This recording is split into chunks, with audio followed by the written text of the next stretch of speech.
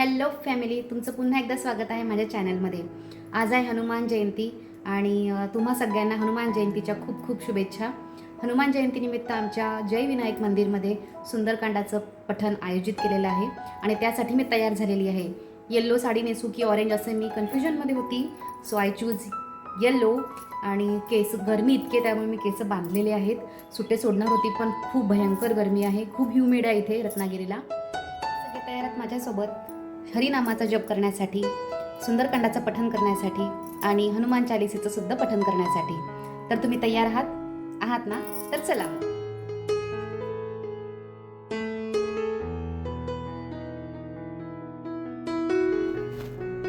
अशा प्रकारे मी मंदिरात आली स्कूटीने माझ्या, आणि आमचं मंदिराचा परिसर बघा किती सुंदर आहे। हा इथे मूवीजची, मराठी मूवीजची शूटिंग झालेली आहे, सिरियलची शूटिंग झालेली आहे, प्री वेडिंग शूट वगैरे लोक करायला येतात। खूप छान प्रसन्न असं हे मंदिर आहे जय विनायकचं। रत्नागिरीला आलात तर नक्की इथे भेट द्या। किती छान कन्स्ट्रक्ट केलं आहे ना हे। आदी बाप्पा मोरयाचं मी दर्शन घेतलं, त्यानंतर मी गेली मारुतीरायाचं दर्शन घेण्यासाठी आणि इकडे सुंदरकांडाच्या पठणाला सुरुवात झालेली होती, मीही त्यांना जॉईन केलं। मंदिर मंदिर प्रतिकर शोधा, देके जतय अगणित जोधा।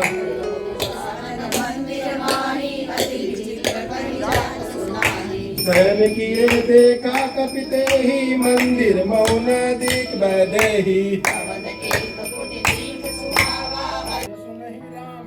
सुंदरकांड हे अवधी भाषेमध्ये असल्यामुळे जरा मला मराठी भाषिक हवं आपण, त्याच्यामुळे वाचनाला जरासं कठीण वाटत होतं, पण ते तालासुरात लईमध्ये म्हटल्यावर ते छान वाटायला लागलं।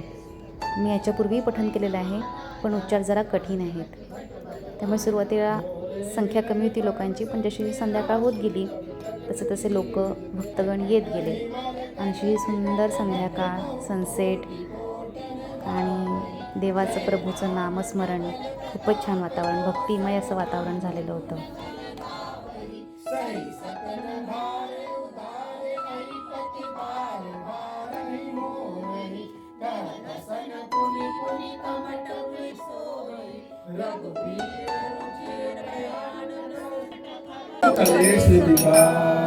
जय हनुमान ज्ञान गुण सागर, जय कपीस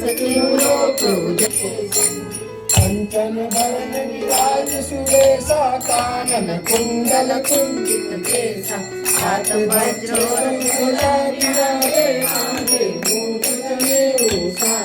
शंकर सुवन केसरी नंदन, तेज प्रताप महाजगवंदन विद्या।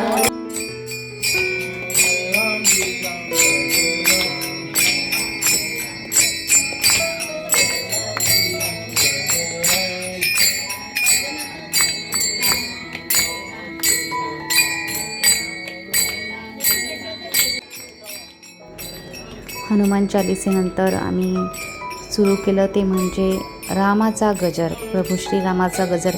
इतकं छान वातावरण तिथं तयार झालं, इतकी छान वाईब क्रिएट झाली होती। रामाचं नाव घेतोय, टाळ वाजतंय, संध्याकाळ झाली होती, अति प्रसन्न असं वातावरण होतं।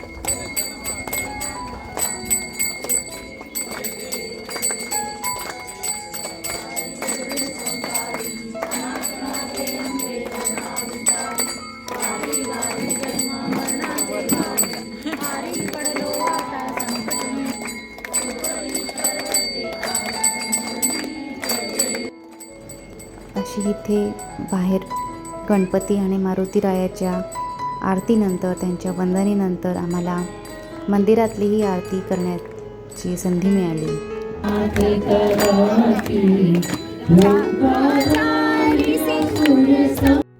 तुम्हाला माझा हनुमान जयंतीचा ब्लॉग कसा वाटला नक्की कमेंटमध्ये सांगा.